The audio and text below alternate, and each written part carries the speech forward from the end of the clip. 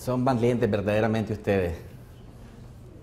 Me imagino que ahorita esos jugos gástricos están violentísimos, pero vamos a tratar de hacer rápido esto. El doctor Porras me puso un reto de presentarles 50 diapositivas en 10 minutos. Tomen el tiempo, por favor, para ver si es posible. ¿Sí? Ok. Vamos a hablar de un tema, que creo que es muy importante, sobre todo la parte diagnóstica de lo que es el síndrome de sepsis, ¿sí? Sabemos que hay muchas controversias todavía alrededor de ciertos biomarcadores en sepsis. No está dicha la última palabra. Sepsis sigue siendo un problema muy importante, causa muchas muertes a nivel mundial, y pues vamos a tratar de revisar muy rápidamente algunos de los avances en ese sentido en relación con nuevos biomarcadores de sepsis, cuál es su utilidad en la actualidad. Recordemos que sepsis produce una alta mortalidad. De los 400.000 casos de pacientes que son hospitalizados en Estados Unidos, aproximadamente el 50% fallecen por choque séptico. Es decir, el impacto a estas alturas, a pesar de los progresos que han habido, sigue siendo todavía extraordinariamente alto. Y ustedes pueden ver en esta diapositiva que fundamentalmente las 12 primeras horas son vitales para el pronóstico del paciente. Eso significa que si nosotros no hacemos una detección temprana de sepsis, en las primeras 12 horas representa un 1% de mortalidad por cada 5 minutos de retraso en el diagnóstico. Y como todos ustedes saben, esto también tiene que ver con la administración de medicamentos, es decir, de antibióticos fundamentalmente en una situación de un cuadro de sepsis bacteriana. De tal manera que en la medida que vamos retrasando la administración apropiada de antimicrobianos, vamos teniendo unas tasas de mortalidad extraordinariamente altas. Y como ustedes pueden ver, las primeras 12 horas mencionábamos aquí, la tasa de mortalidad se puede incrementar en un 60% en este grupo de pacientes. Así que hay que buscar un método, un marcador que nos permita identificar con rapidez lo que pasa en los pacientes que tienen sepsis.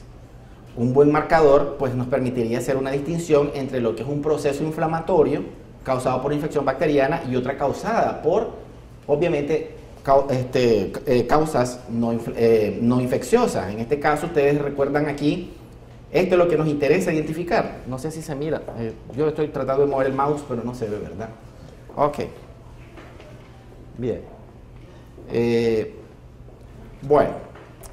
Entonces, hay otras causas. Estamos hablando de separar o distinguir entre lo que es pancreatitis, por ejemplo, gracias, el trauma y las quemaduras, que también pueden producir síndrome de respuesta inflamatoria sistémica, pero que a nosotros no nos interesa en este contexto identificar a este grupo de pacientes. Más bien es descartar estas causas e identificar esta como la más relevante, que se asocia con un impacto de mortalidad extraordinariamente alto.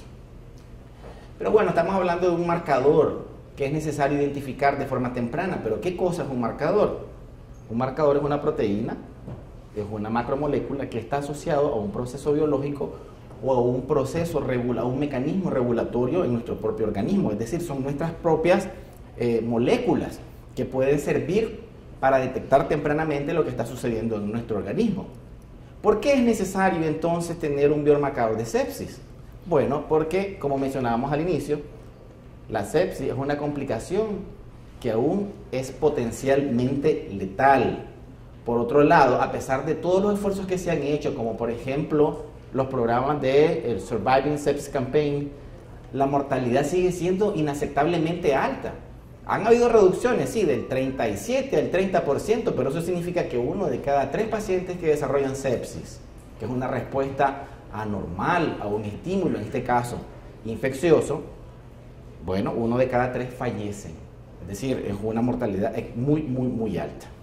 Y quizás lo llamativo es que más bien se ha duplicado en la última década. En los pacientes hospitalizados sabemos que son pacientes cada vez más complejos, y esto ha hecho entonces que los procesos infecciosos se incrementen en esta población, pero no solo en los hospitales, sino también ya está en la comunidad.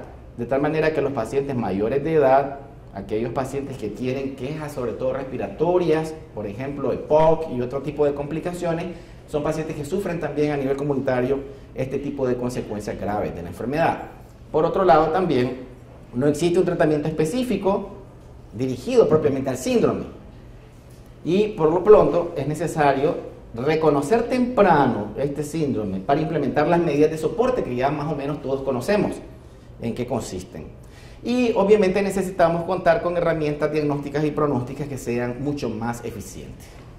Hay algunas características que debe reunir un biomarcador ideal. Sabemos que en la vida real esto no existe. Algunos quizás reúnen muchas de estas características, pero está muy lejos de alcanzar todas estas características de marcador ideal. Debe tener un valor predictivo positivo y negativo alto. Eso es muy importante. Es decir, que me descarte. Si tengo un valor predictivo negativo o un resultado negativo, me tiene que descartar razonablemente una infección o confirmarla si es positivo. Estratificar a los pacientes de acuerdo a la severidad de la infección. Debe tener un punto de corte que sea específico para hacer diagnóstico. No debe permitir estratificar al paciente según la gravedad. En este caso, bueno, el paciente con sepsis, el paciente con sepsis grave o el paciente con choque séptico, por ejemplo. Nos debe también apoyar en la toma de decisiones. Nos puede permitir o nos debe permitir monitorear el progreso. En otras palabras, la respuesta clínica que el paciente va teniendo y los cambios que va generando en ese biomarcador que correlacionen obviamente con respuesta exitosa. Y por otro lado, también debe permitirnos racionalizar recursos en nuestras unidades. Recordemos la fase de la sepsis. Este es un proceso que comienza con una respuesta hiperinflamatoria, ¿sí?, que se denomina SIRS en conjunto con infección. Los pacientes que evolucionan a sepsis grave, recordemos, inmediatamente sufren una segunda fase que se denomina CARS. El CARS es el síndrome de respuesta inflamatoria compensatoria.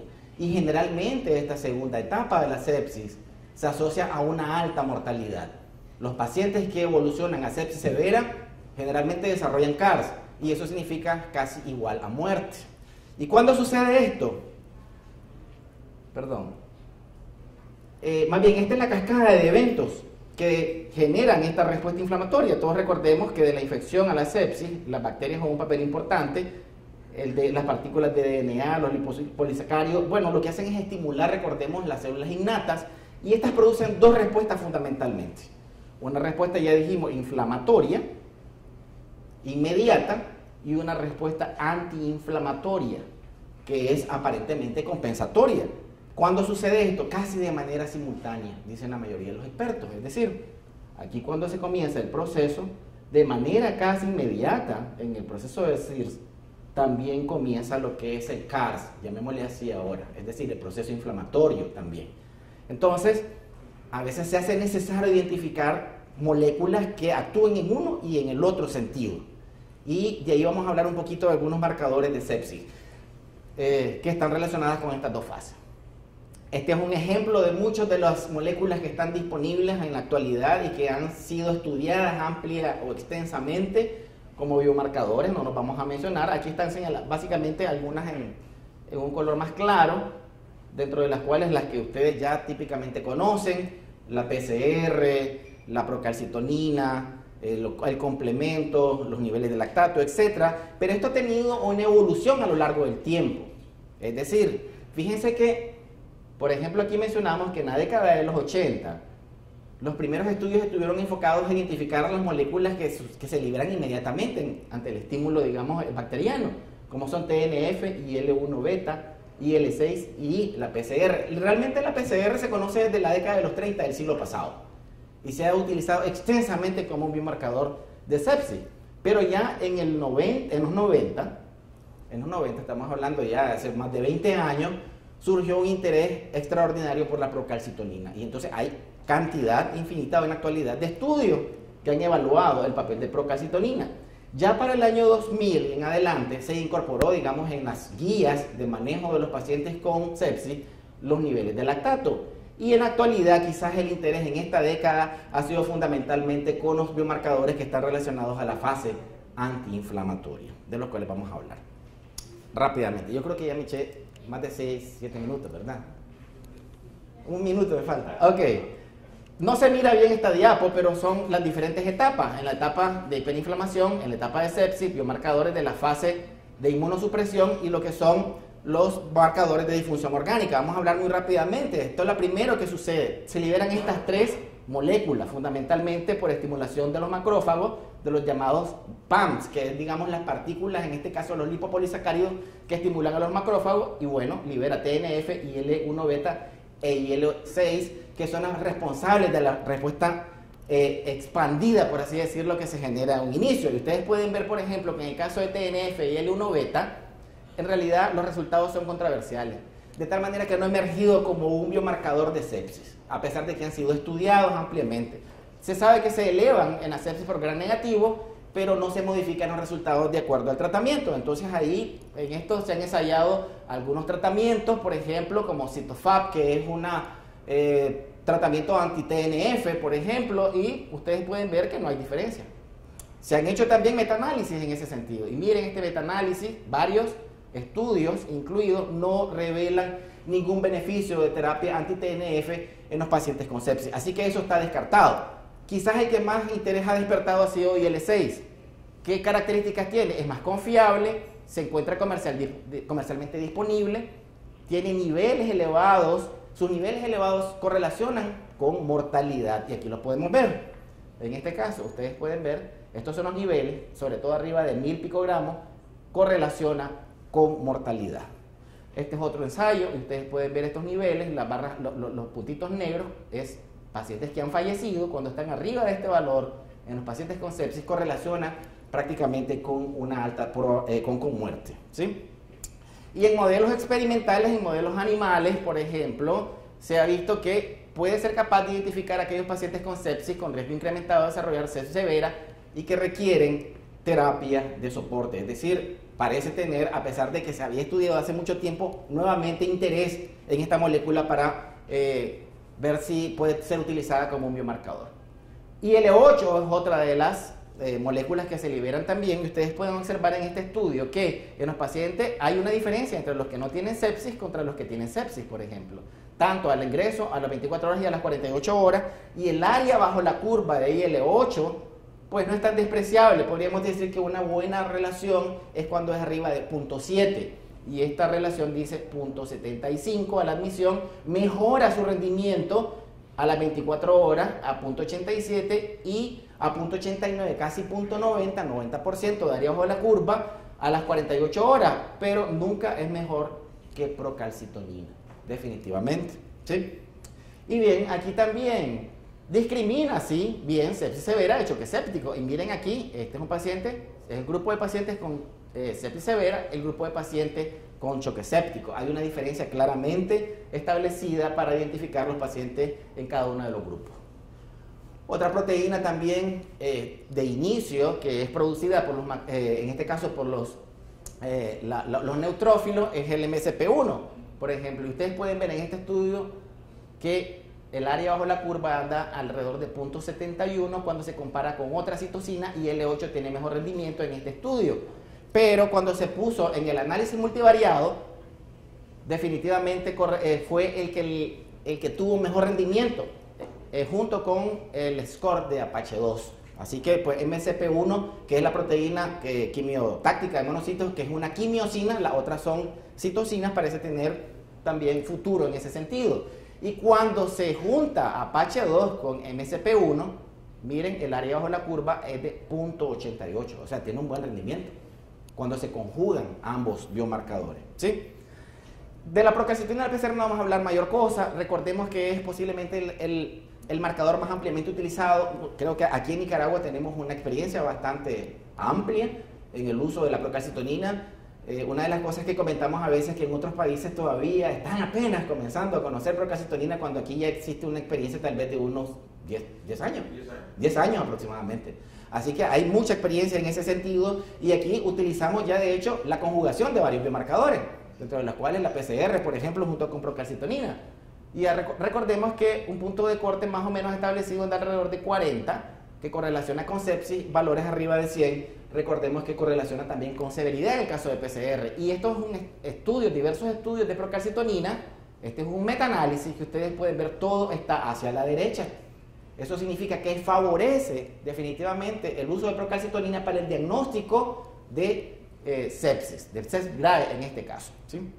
En comparación con PCR. Tiene mejor rendimiento que PCR. Miren, esta curva que está aquí es la curva de procalcitonina, la que está punteada es la curva de PCR. Tiene mejor rendimiento definitivamente, ¿sí?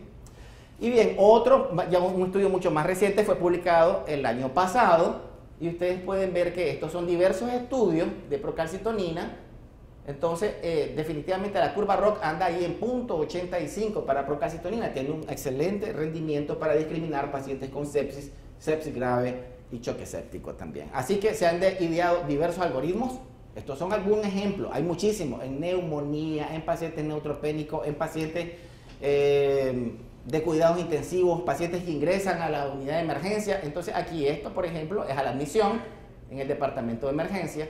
Esto es ya algoritmos en los pacientes con infecciones respiratorias en el departamento de emergencia u hospitalizado, y este es un algoritmo ya para los pacientes que ingresan a las unidades de cuidados intensivos. Aquí están los diferentes puntos de corte, no nos vamos a detener en eso, creo que ustedes lo conocen bastante bien. Los polimorfos también nucleares se asocian a diversas, se activan igualmente y producen todos estos efectos, es decir, granulaciones tóxicas, los cuerpos de Dol, que sabemos que se asocian fundamentalmente a infección, y quizás me voy a detener un poquito en lo que es la expresión de CD64 y HPV, que es la proteína de unión a heparina, que sirve para vasodilatar los vasos y permite ese tipo de acciones a nivel celular. Y ustedes pueden ver que creo yo que va a ser posiblemente el mejor marcador que vamos a tener después en el futuro, ¿sí? CD64. ¿Cuál tiene una ventaja? Se puede medir en citometría. Es decir, con las pruebas actuales uno puede hacer determinaciones de CD64, se expresa en los neutrófilos, en los pacientes que tienen sepsis, discrimina muy bien, miren, sepsis severa y choque séptico, y ustedes pueden ver la expresión de CD4 se asocia a una mortalidad, es decir, pronostica con mucha eficiencia lo que es la muerte en estos pacientes a los 28 días, se incrementa tempranamente en los neutrófilos y hace posible evaluar entonces con confianza el estado del paciente, detectar la severidad y predecir la mortalidad. Otras moléculas son el TREN y el TREN1, que son moléculas que todavía realmente no se sabe cuál va a ser su papel. Dieron en un momento un buen rendimiento, después otros estudios revelaron que había mayor efecto, y ahora otra vez TREN1 soluble parece que está generando nuevamente interés por un estudio que fue publicado y que reveló que había buena correlación entre gravedad y mortalidad y niveles de TREN1. Ok, esta es la otra que decía que también proteína de unión a heparina, igual, en este caso tiene una sensibilidad muy alta, de 87% con especificidad del 95%, y ustedes pueden ver aquí que también puede servir, puede ser útil, en este caso, como un biomarcador igualmente de sepsis. Lo que pasa es que muchos de estos marcadores todavía realmente no están disponibles comercialmente. Y aquí pueden ver la curva. Miren, el área bajo la curva, en este caso, es muy alta. Oye, ustedes pueden ver aquí que es de 0.94. O sea que la proteína de unión a heparina, ¿sí?, parece ser también muy prometedora en ese sentido.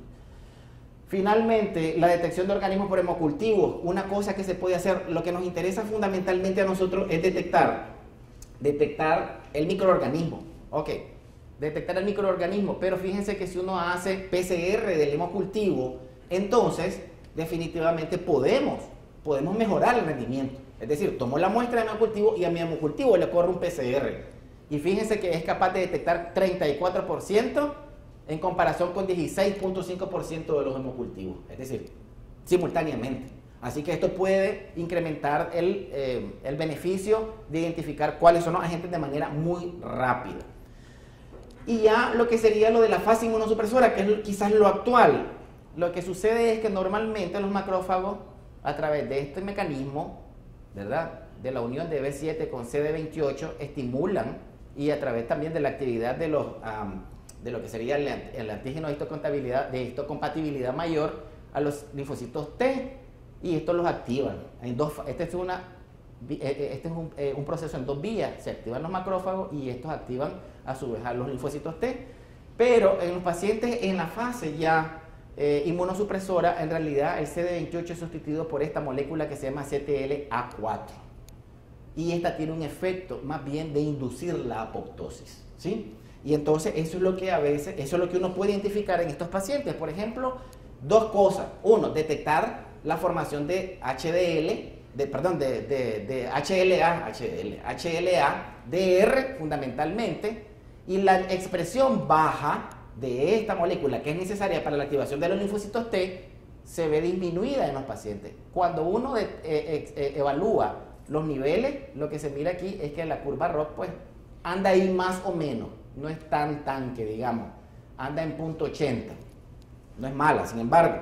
Y cuando miramos definitivamente la persistencia de los bajos niveles de expresión de HLA-DR, eso sí, se asocia a mortalidad en los pacientes que tienen choque séptico. Aquí se comparó, por ejemplo, con otros marcadores como SAP2, HLDR, en diferentes concentraciones a nivel celular y otras técnicas, y se mira que definitivamente tiene un rendimiento bastante bueno, más o menos de 76%, de 0.76 de área bajo la curva.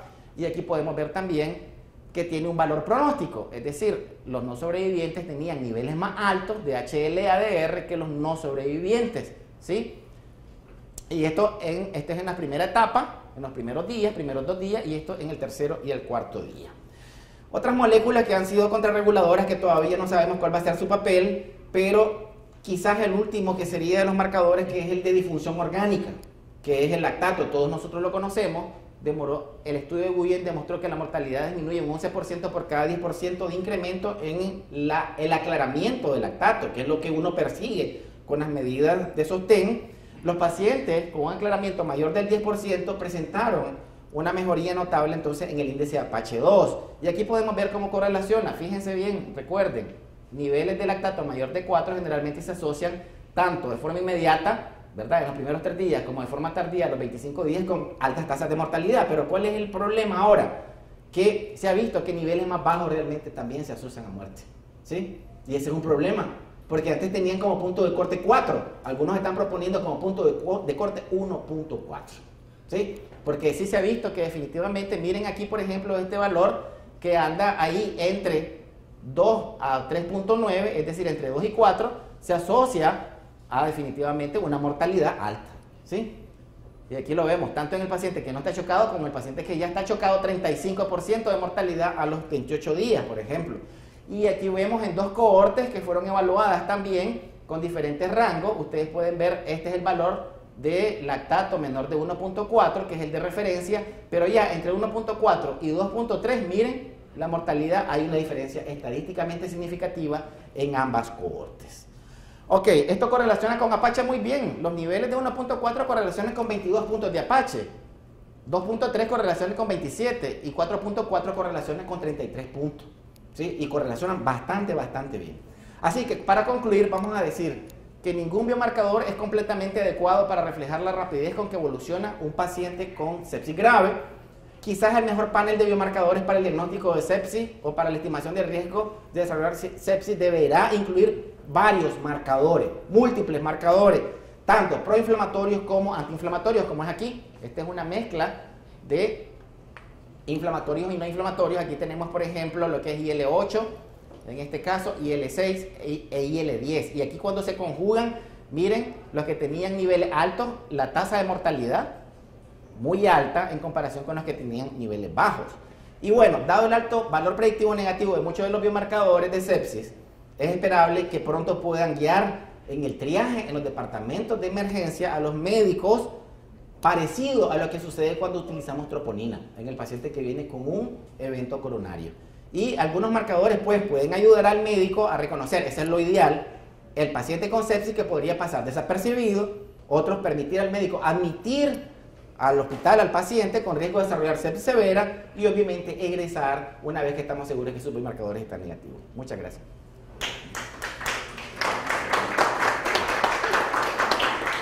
Gracias, doctor Juan.